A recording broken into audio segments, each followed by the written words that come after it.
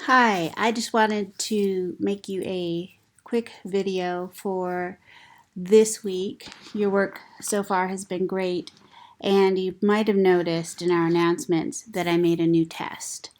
The reason that I made a new test is because I wanted to give you an option for the work on Ta-Nehisi Coates. Currently in the activities and materials, as you know, we have a reading from Ta-Nehisi Coates from the Atlantic. If you would prefer to listen to an excerpt, or if in addition to having read the excerpt from Between the World and Me, you'd like to hear a little bit more from the book Between the World and Me, I have added a podcast, which is a recording of Coates reading 10 pages from his book. And they are, to me, an incredibly riveting 10 pages. He talks about Robert Hayden, he talks about Queen Nzinga from Africa and Malcolm X, and he talks about the relationship between Black bodies and Black culture in ways that I'm not even going to try to explain, because I recommend that you just listen to it. So if you click on quizzes and tests, you'll see 44 through 55 here is the bonus quiz. To take the bonus quiz, you can first listen to the podcast. I believe it's 22 or 23 minutes. Then also when you begin the quiz, there should be another copy of the podcast. No, Blackboard is being bad. So these are the questions that are from that particular section of the book. I think you will find it interesting.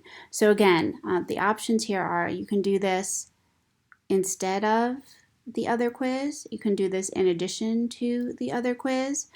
And when we have the first test, if you know the material from both the podcast and the reading, then you can earn some extra bonus points on the first test. I'm not giving you something else to do to make you feel stressed and say, oh my gosh, you just gave us more work out of the blue. Not what I'm trying to do. What I'm trying to do here is say, hey, if you liked Coates, you want to know more, here's another assignment and a few more points to learn a little bit more about Coates.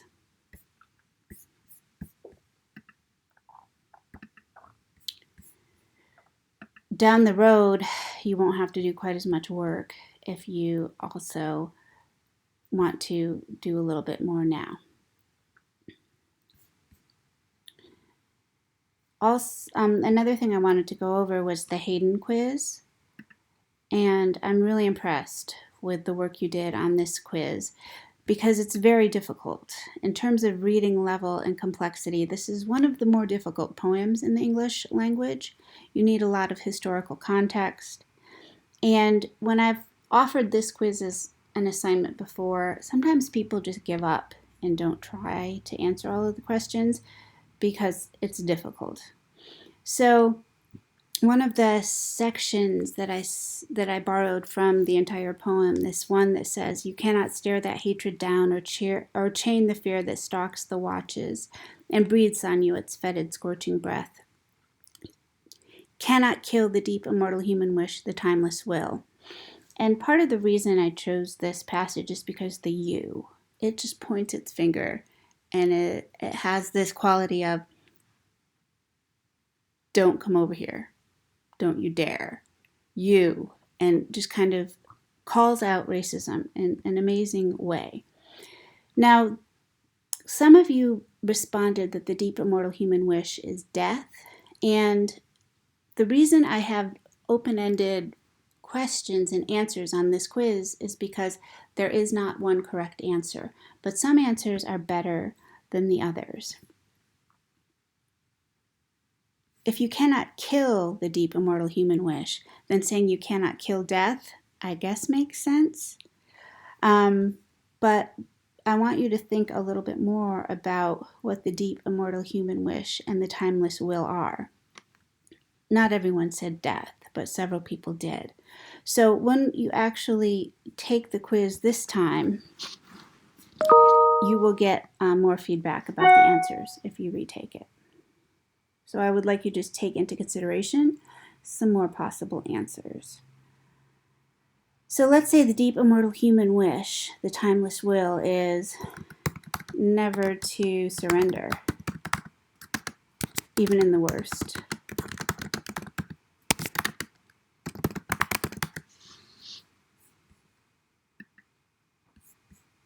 Whoops, I submitted too soon. Now when we go back and look at the answers of the test, you will see that I added in an answer here from one of your classmates that I thought was quite amazing. That's better than my answer. So if you just read through this and think about what happened on the Amistad, then it should give you a little bit more insight and think further about this difficult poem. The question about Shakespeare, I think most simply, Shakespeare started writing and rose to fame in England and created this whole tradition of what English language is at the same time that the British were building the slave trade. So that's kind of an irony. The British had Shakespeare, this great poet, this great influencer of culture, and at the same time they built slavery and did one of the most horrible things humans have ever done to other humans. But again, there's some answers in here that I stole from your classmates that I thought were really exemplary and I'd like you to think about. Question 3 was, I think, more straightforward. Question 4, why does Hayden bring in the slave traders? If you listen to the recording of the poem, Hayden has his own answers for why he brought in their voices. But keep in mind that the records of the people who suffered and survived in the Middle Passage, who were captives, don't exist. So the only way we know what happened is what the white people said. They were mostly white. There were some, natives. There were people from around the world. Some of the crew members were black. But predominantly it would be white captains who kept the records and told us what happened. Now, this part about the deep immortal human wish, the timeless will, that we have seen repeated in the poem, and this question of who is speaking.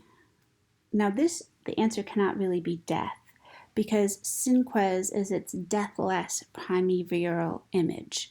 The first and foremost, most important image of what this thing really looks like is Synques. So Synques is not the Grim Reaper, he's not death. What I added in this particular is a short video from the movie Amistad. Amistad's a very difficult movie to watch, but in this video, Synques speaks to why he's there. Of course, you didn't ask to be at the center of this historic conflagration any more than I did, but we find ourselves... Now what's happening here is John Quincy Adams is saying, hey, you didn't ask to be in this big court case, but there has been a whole public scene about the fact that you started a mutiny on a slave ship and kept enough people alive to try to sail you back to Africa, and they tricked you still, and they took you to the coast of the United States, and now some white Americans are helping you to try to help you sue the United States government for your freedom. So that's about what's going to go down here. So John Quincy Adams, the white guy here, is saying to Synques, the leader of the rebellion, how do you feel going into court now, demanding your freedom from the United States government? And, John Quincy Adams talks a little bit too much, blah, blah, blah. We can kind of skip that part.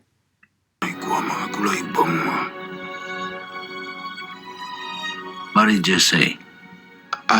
Sorry, I didn't catch it. Singe, look, I'm being honest with you. Anything less would be disrespectful. I'm telling you, I'm preparing you. I suppose I'm explaining to you that the test ahead of us is an exceptionally difficult one.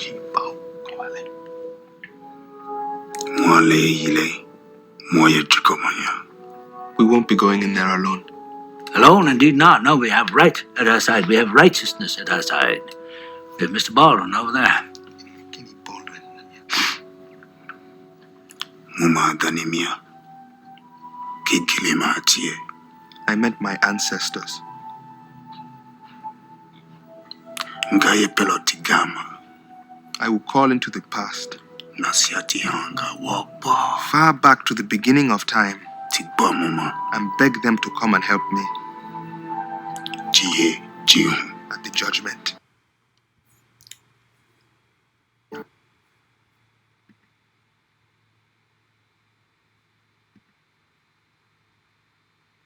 Sorry, I thought I added closed captions here. But now YouTube's messing with me too. I guess it had to happen eventually. God did. Of course, you didn't ask to be.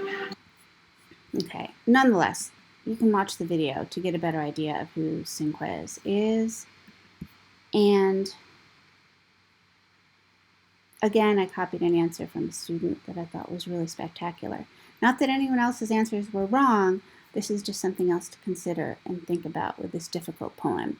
The reason I'm very happy that you took on such a difficult assignment is because many of you will take the LSAT or the GRE, the Graduate Record Exam, at some point, or even the Praxis exam in education, and it asks you to really dig deep and figure out language like this on those kind of exams.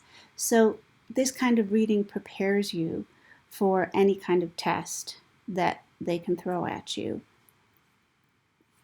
Question 10, a lot of people got wrong, and this is a different issue altogether. I know in the Henry Louis Gates, there was a Henry Louis Gates video about the Black Atlantic, and he meets with the descendant of slave traders in Africa. And that African man says all they thought about was money when they were doing that, speaking of the Africans. And so you kind of get the idea that Africans were doing the exact same thing as whites who participated in the slave trade. Most scholars would argue that the Africans didn't really know, couldn't have anticipated the system of transatlantic slavery. They didn't dream it up. They just kind of supplied men to it based on their understanding of what slavery was like. So that's a tricky question right there. Just something to think about. And finally, a reminder that Middle Passage, the poem, is also about the Amistad Rebellion and Robert Hayden's attempt to bring it back into history from a different light. So that's a couple new things for this week. A couple of new things that you can add to your knowledge and your repertoire. At the end of this week, we will move forward from James Baldwin and Ta-Nehisi Coates and all of these choices to beginning Brown Girl Dreaming by Jacqueline Woodson. So I will send you another video next week when we start that up in our February selections. Have a great week and let me know if you have any questions.